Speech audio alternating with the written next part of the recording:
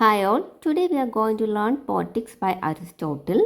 ഇതൊരു literary criticism വർക്കാണ്. And before starting poetics നമുക്ക് അരിസ്റ്റോട്ടിലിനെ കുറിച്ചൊരു ബേസിക് നോളജ് നോക്കാം. Aristotle born in 384 BC, died 322 BC.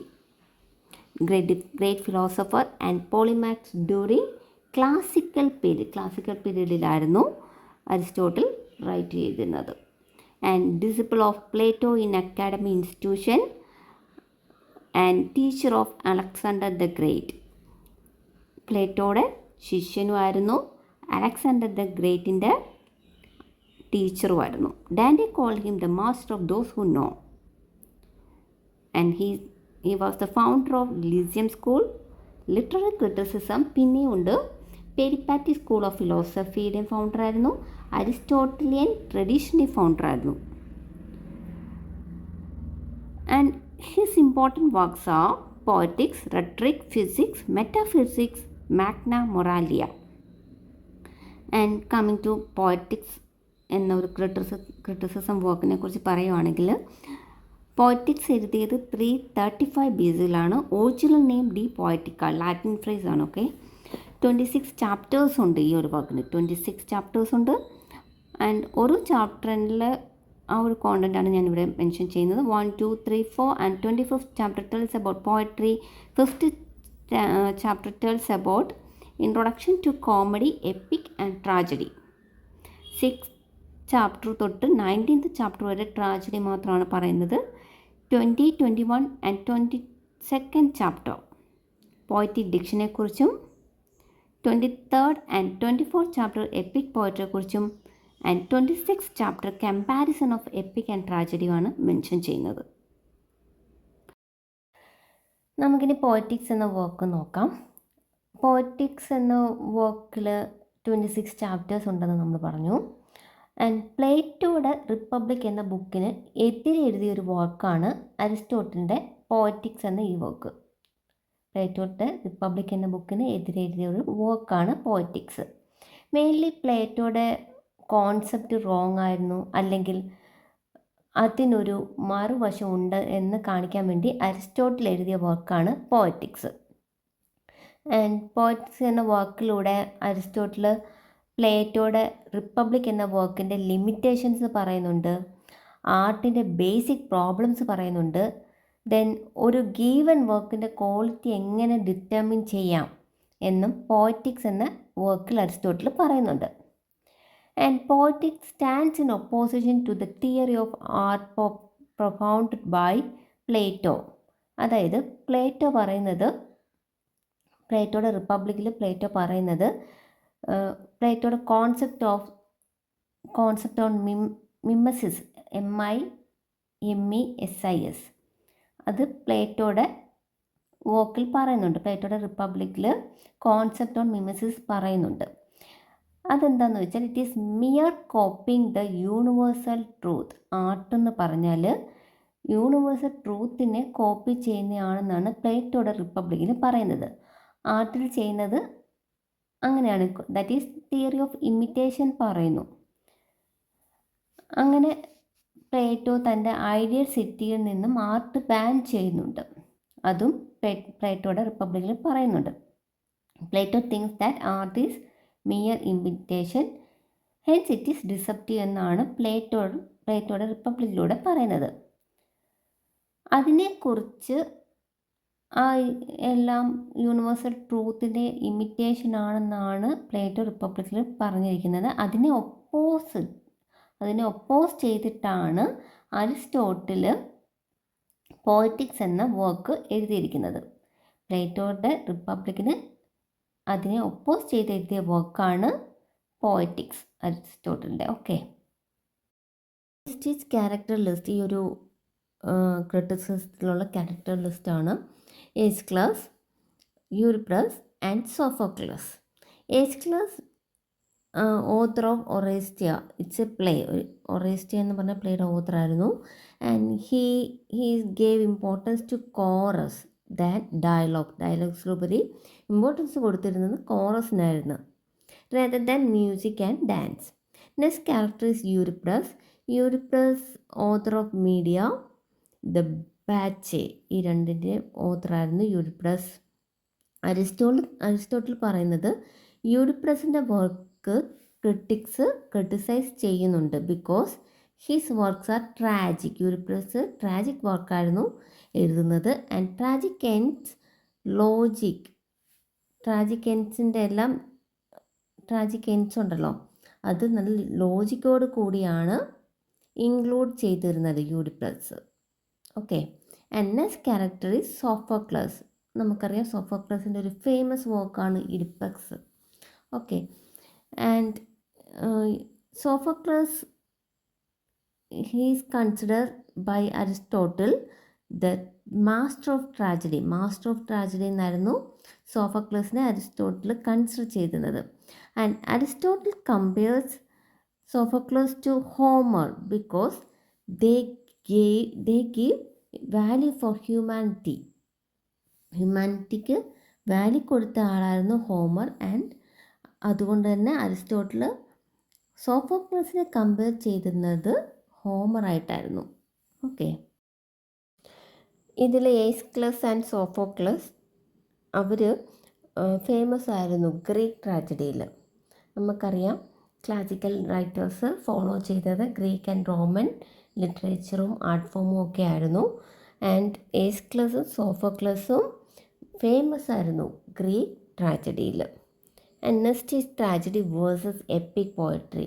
നമുക്കറിയാം ഫസ്റ്റ് ഒറിജിനേറ്റ് ചെയ്തത് എപ്പിക് ആയിരുന്നു ബിഫോർ ട്രാജഡി ആൻഡ് കോമഡി. കോമഡിക്കും ട്രാജഡിക്കും ഒക്കെ മുന്നേ ഒറിജിനേറ്റ് ചെയ്തത് എപ്പിക് ആയിരുന്നു.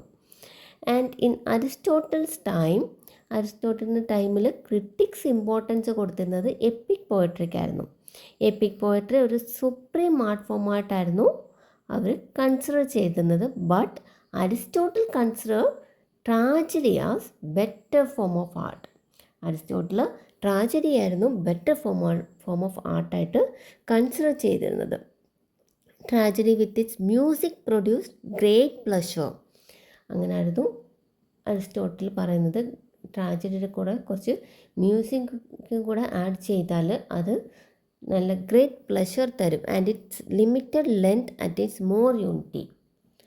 Limited length attains more unity എന്നും അരിസ്റ്റോട്ടിൽ പറയുന്നുണ്ട്. ഓക്കെ. നെക്സ്റ്റ് നമുക്ക് അരിസ്റ്റോട്ടിലിൻ്റെ തിയറീസ് നോക്കാം. 2 തിയറിയാണ് അരിസ്റ്റോട്ടിലിനുള്ളത്. First one is theory of imitation. Theory of imitation, അതിന് മറ്റൊരു പേരുണ്ട് mimesis. And second one is theory of tragedy.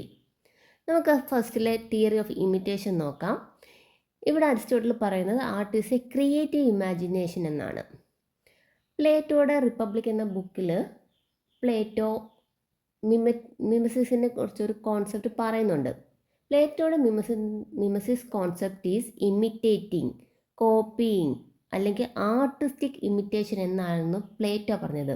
ഒരാർട്ട് ഇമിറ്റേഷനാണ് അല്ലെങ്കിൽ കോപ്പി ചെയ്യുന്നതാണ് ഒരു ആർട്ടിസ്റ്റിക് ഇമിറ്റേഷൻ എന്നായിരുന്നു പ്ലേറ്റോ പറഞ്ഞിരുന്നത്. അതായത് പ്ലേറ്റോ പറയുന്നത് poetry means mother of liars. Poetry means mother of liars എന്നായിരുന്നു പ്ലേറ്റോ പറഞ്ഞിരുന്നത്. But Aristotle is giving respect to poets. പക്ഷേ അരിസ്റ്റോട്ടിലിന് പോയറ്റ്സിനോട് റെസ്പെക്റ്റ് ആയിരുന്നു. And he highly criticise Plato's concept on mimesis. പ്ലേറ്റോയുടെ മിമസിസ് എന്ന കോൺസെപ്റ്റിനെ അരിസ്റ്റോട്ടിൽ ഹൈലി ക്രിട്ടിസൈസ് ചെയ്യുകയും ചെയ്തു. അരിസ്റ്റോട്ടിൽ പറയുന്നത് poetry is an artistic imitation എന്നാണ്. പോയട്രി ഒരു ആർട്ടിസ്റ്റിക് ഇമിറ്റേഷൻ ആണ്. യൂണിവേഴ്സൽ ട്രൂത്തിലുള്ള കാര്യങ്ങളാണ് പോയറ്റ്സ് ഇമിറ്റേറ്റ് ചെയ്യുന്നത്. ബട്ട് അവിടെ ഒരു ഇമിറ്റേഷൻ മാത്രമല്ല നടക്കുന്നതെന്നാണ് അരിസ്റ്റോട്ടിൽ പറയുന്നത്.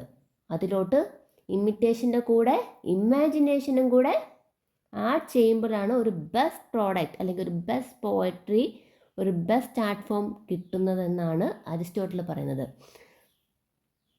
മിയർ ഇമിറ്റേഷൻ മാത്രം കൊണ്ടൊരു നല്ല പ്രോഡക്റ്റ് കിട്ടില്ല. അതിലോട്ട് ആർട്ടിസ്റ്റിക് ഇമാജിനേഷനും കൂടി വരുമ്പോഴാണ് ഒരു നല്ല പ്രോഡക്റ്റ് കിട്ടുന്നത്. So art is a creative imagination എന്നാണ് അരിസ്റ്റോട്ടിൽ പറയുന്നത്. Aristotle is equating poetry with music. Aristotle പോയട്രിനെ മ്യൂസിക്കും കൂടെ ആയിട്ട് ഇക്വേറ്റ് ചെയ്യുന്നുണ്ട്. അരിസ്റ്റോട്ടിൽ പറയുന്നത് പോയറ്റിൽ റിതമുണ്ട്, അതിൻ്റെ ഒരു പോയട്രിക്ക് അതിൻ്റെ ഒരു ലാംഗ്വേജ് ഉണ്ട്, റിതമുണ്ട്, ലാംഗ്വേജ് ഉണ്ട്, ഹാർമണി ഉണ്ടെന്നാണ് അരിസ്റ്റോട്ടിൽ പറയുന്നത്. മനസ്സിലായല്ലോ?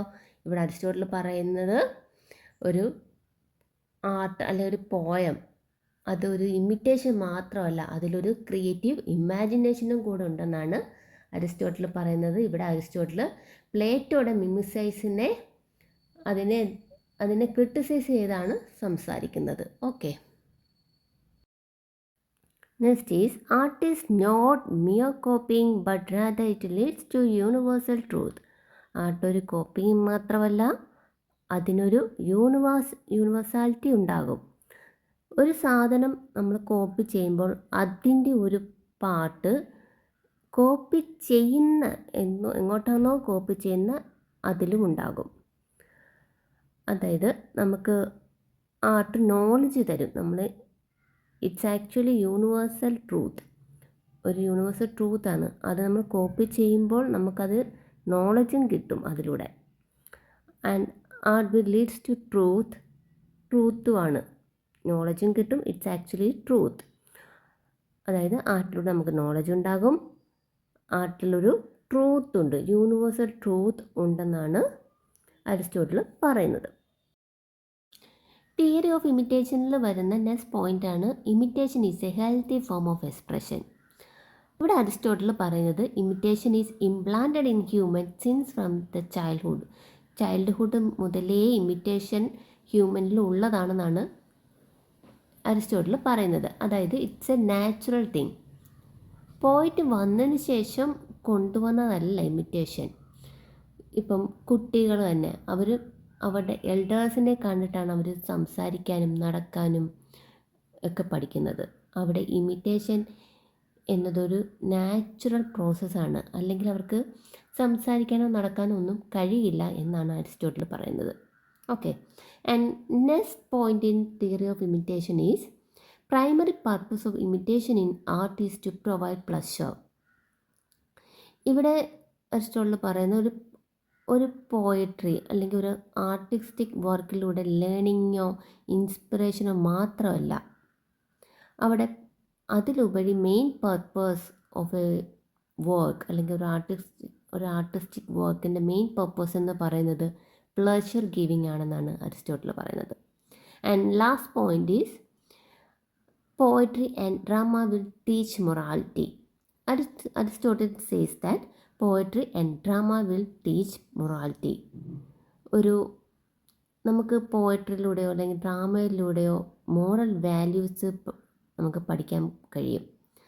ഒരു വർക്കിൽ ഡൗൺഫോൾ വന്ന ഒരാളുടെ കാര്യം വായിക്കുമ്പോൾ ഇങ്ങനെ ആയിക്കൂടാ എന്ന് നമുക്ക് മനസ്സിലാവും. ഈ ഒരു ക്യാരക്ടറിനെ പോലെ ഒരിക്കലും നമ്മൾ ആകരുത് എന്ന് നമുക്ക് മനസ്സിലാകും എന്നാണ് അരിസ്റ്റോട്ടിൽ പറയുന്നത്. അതായത് ഒരു വർക്ക് വായിക്കുമ്പോൾ നമുക്ക് അത് മോറൽ വാല്യൂസ് തരും, നല്ലതേത് ചീത്ത കാര്യങ്ങൾ ഏത് എന്ന് തിരിച്ചറിയാനുള്ള ബോധം നമുക്ക് വരുമെന്നാണ് അരിസ്റ്റോട്ടിൽ ഇവിടെ പറയുന്നത്. അന്നേരം തിയറി ഓഫ് ഇമിറ്റേഷൻ ഇത്രയേ ഉള്ളൂ. ഓക്കെ, തിയറി ഓഫ് ഇമിറ്റേഷൻ കഴിഞ്ഞു.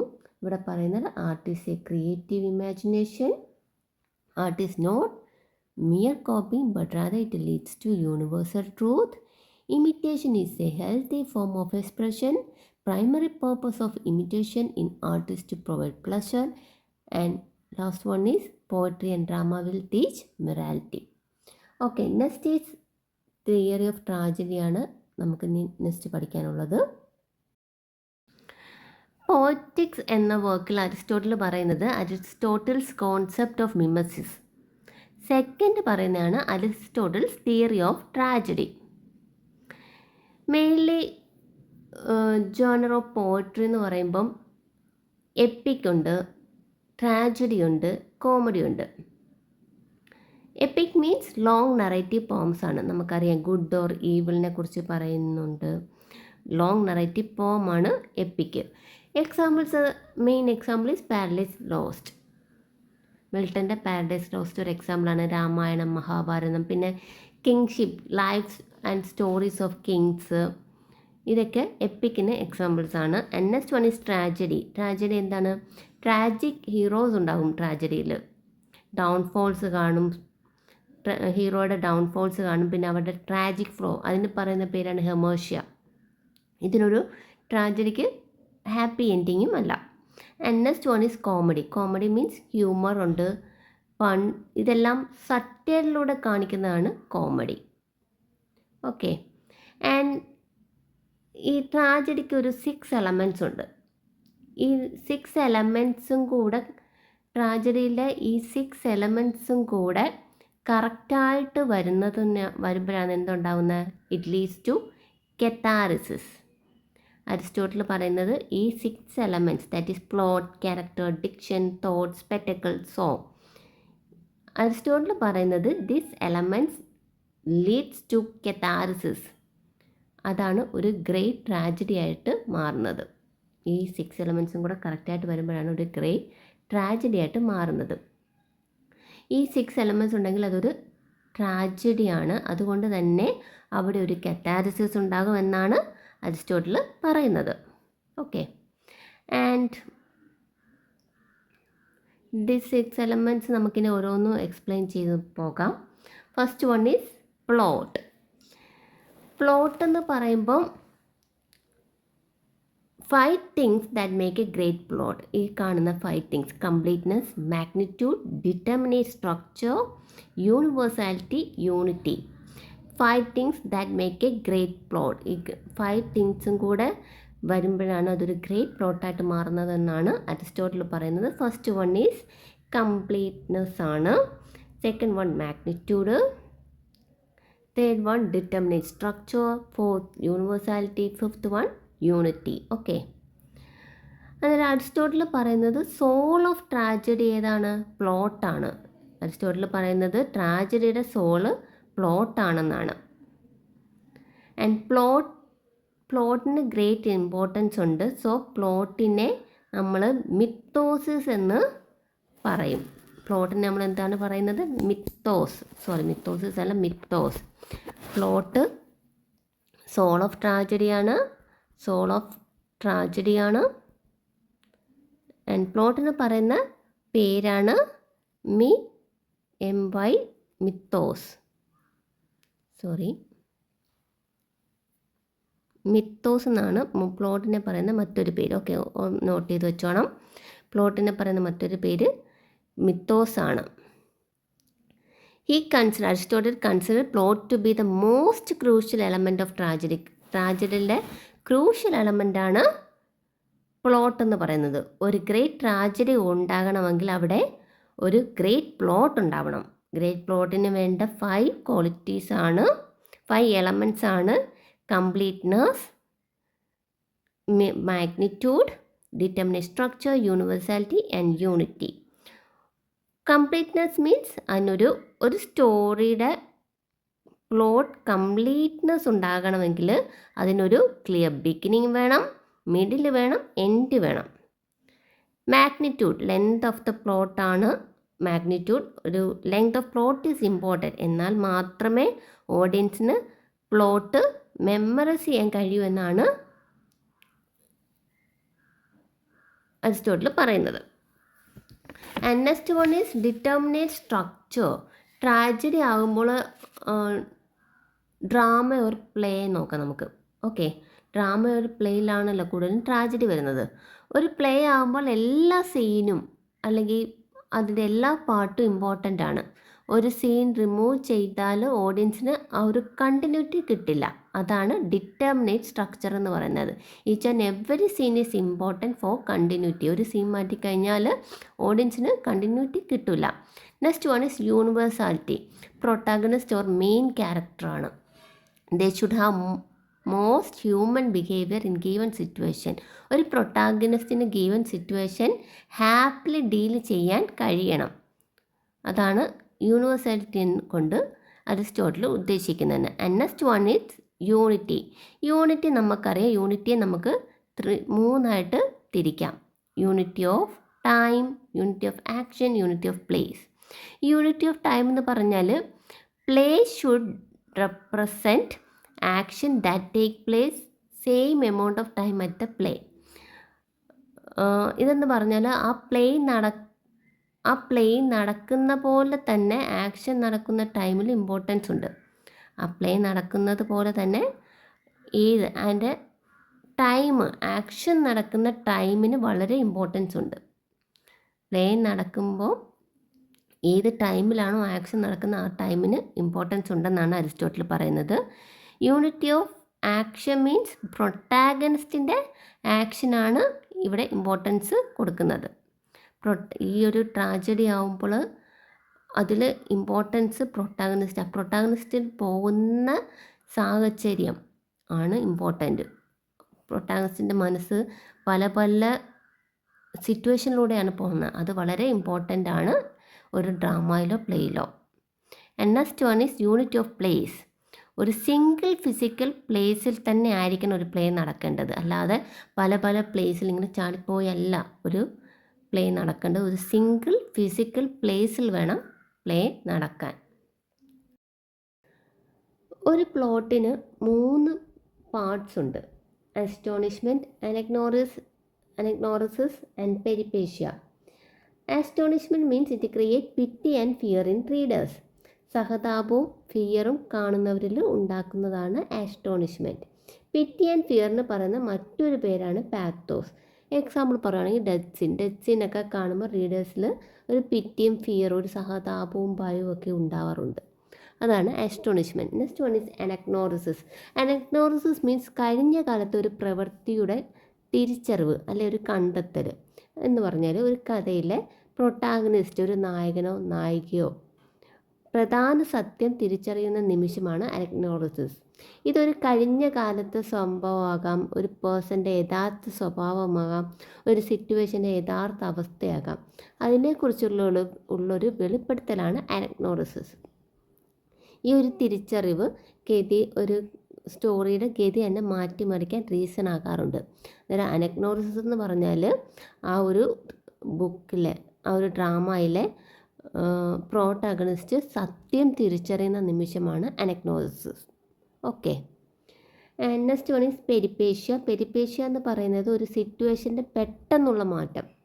അതായത് ഇതൊരു കഥയിലെ ആക്ടർ അല്ലെങ്കിൽ ആക്ട്രസ്, ദാറ്റ് മീൻസ് പ്രോട്ടാഗണിസ്റ്റിൻ്റെ സാഹചര്യം പെട്ടെന്ന് മാറുന്ന അവസ്ഥ. കാര്യങ്ങൾ നല്ലതിൽ നിന്ന് മോശത്തിലേക്കോ അല്ലെങ്കിൽ മോശക്കാര്യത്തിൽ നിന്ന് നല്ലതിലേക്കോ വരുന്ന ആ ഒരു സിറ്റുവേഷൻ ഉണ്ടല്ലോ, അതാണ് പെരിപേഷ്യ എന്ന് പറയുന്നത്. This 3 parts leads to catharsis. ഈ 3 parts എന്ന് പറഞ്ഞാൽ astonishment, anagnorisis and peripeteia. This leads to catharsis. Catharsis എന്ന് പറഞ്ഞാൽ എന്താണ്? Catharsis means purification or purgation. ഒരു ഹ്യൂമൻ ഇമോഷൻ്റെ ക്ലൻസിങ്, ശുദ്ധീകരണമാണ്. ഹ്യൂമൻ ഇമോഷൻസിൻ്റെ ശുദ്ധീകരണമാണ് കഥാരിസിസ്. ഇതൊരു എസ്തെറ്റിക് എക്സ്പീരിയൻസ് ആണ്. We can only experience catharsis in tragic plays. നമുക്ക് ട്രാജിക് പ്ലേസിൽ മാത്രമേ കഥാരിസിസ് എക്സ്പീരിയൻസ് ചെയ്യാൻ കഴിയുള്ളൂ. ഓഡിയൻസിലൊരു പിറ്റി ആൻഡ് ഫിയർ ഉണർത്തുന്നതിലൂടെയാണ് കഥാരിസിസ് സംഭവിക്കുന്നത്. കണ്ടുകൊണ്ടിരിക്കുന്ന ഓഡിയൻസിൻ്റെ പിറ്റി ആൻഡ് ഫിയർ, അതാണ് കഥാരിസിസ്. കഥാരിസിൻ്റെ റിസൾട്ടാണ് പാത്തോസ്. കഥാരിസത്തിൻ്റെ റിസൾട്ടാണ് pathos. Okay. And next one is 2 type പ്ലോട്ടുണ്ട്. സിമ്പിൾ പ്ലോട്ടും കോംപ്ലക്സ് പ്ലോട്ടും. സിമ്പിൾ പ്ലോട്ടിനകത്ത് അനഗ്നോറിസിസും പെരിപേഷ്യയും ആബ്സെൻ്റ് ആയിരിക്കും. എന്ന് പറഞ്ഞാൽ വലിയ കോംപ്ലക്സ് ആയിട്ടുള്ള കാര്യങ്ങളൊന്നും കാണില്ല. അവിടെ ഒരു വെളിപ്പെടുത്തലോ ഒരു സത്യം വെളിപ്പെടുത്തുകയോ അല്ലെങ്കിൽ ഒരു പെട്ടെന്നൊരു സിറ്റുവേഷൻ ചേഞ്ച് ഒന്നും കാണില്ല സിമ്പിൾ പ്ലോട്ടിൽ. പക്ഷേ കോംപ്ലക്സ് പ്ലോട്ട് വരുമ്പോൾ ഈ അനഗ്നോറിസിസും പെരിപേഷ്യയും ഒക്കെ പ്രസൻ്റ് ആയിരിക്കും. ഓക്കെ. 6 എലമെൻറ്റ്സ് ഇൻ ട്രാജഡിയിലെ രണ്ടാമത്തെ എലമെൻ്റായ ക്യാരക്ടർ നോക്കാം. Its another name is ethos. First element ഏതായിരുന്നു? പ്ലോട്ട്. നമ്മൾ പ്ലോട്ട് പഠിച്ചു. ഒരു ഗ്രേറ്റ് പ്ലോട്ടിന് വേണ്ട കാര്യങ്ങൾ എന്തൊക്കെയാണെന്ന് പഠിച്ചു. പിന്നെ നമ്മൾ plot is divide into 3 parts പഠിച്ചു. അസ്റ്റോണിഷ്മെൻറ്റ്, അനഗ്നോറിസിസ്, പെരിപേഷ്യ. പിന്നീട് നമ്മൾ സിമ്പിൾ പ്ലോട്ട്, കോംപ്ലക്സ് പ്ലോട്ട് പഠിച്ചു. And next one is character. Second element in tragedy is character. അത് നോക്കാം. ട്രാജിക് ഹീറോ ആൻഡ് ഹെർമോഷിയാണ് ഇതിൽ പറയുന്നത്. Tragic hero central character and has high status in society. Tragic hero central ക്യാരക്ടറാണ്, high status in society ഉണ്ട്. Tragic hero ഒരു good ക്യാരക്ടറാണ്. He reflects goodness through his speech. He is truthful to his life. ഒരു good ക്യാരക്ടറാണ് tragic hero, consistent ക്യാരക്ടറാണ്. പക്ഷേ ഈ tragic ഹീറോയ്ക്ക് ഒരു പ്രോബ്ലം വരുന്നത് എപ്പോഴാണ്? ട്രാജിക് ഹീറോയ്ക്ക് പ്രോബ്ലം വരുന്നത് ഹെർമോഷ്യ ഓർ ട്രാജിക് ഫ്ലോ വരുമ്പോഴാണ്. ഹെർമോഷ്യ means an error of judgement made accidentally. Error of judgement made accidentally ആണ് ഹെർമോഷ്യ എന്ന് പറയുന്നത്. റീസൺ ഫോർ ഹെർമോഷ്യ എന്തൊക്കെയാണ്?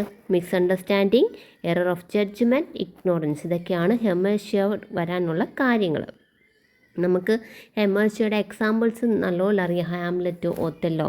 ഹാംലെറ്റിൽ ഹി തോട്ട് എ ലോട്ട്, ഒരുപാട് ചിന്തിക്കുന്ന ഒരു ക്യാരക്ടറായിരുന്നു Hamlet.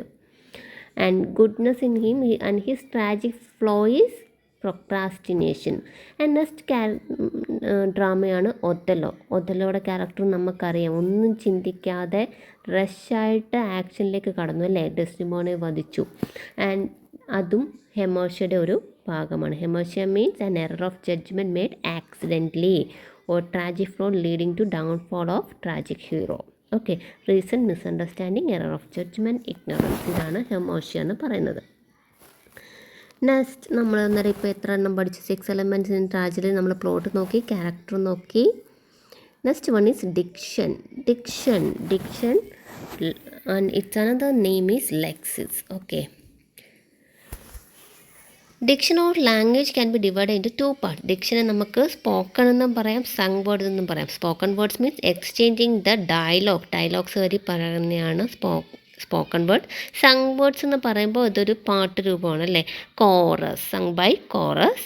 Tragedy usually have stolen words or sung words. ഇത് ട്രാജഡിയിൽ എന്തെങ്കിലും ഒന്ന് കാണും യൂഷ്വലി. ഓക്കെ, ട്രാജഡിക്ക് ഒന്നെങ്കിൽ ഒരു സ്പോക്കൺ വേർഡ്സ് ഉണ്ടാകും, അല്ലെങ്കിൽ ഒരു സങ് വേർഡ്സ് ഉണ്ടാകും.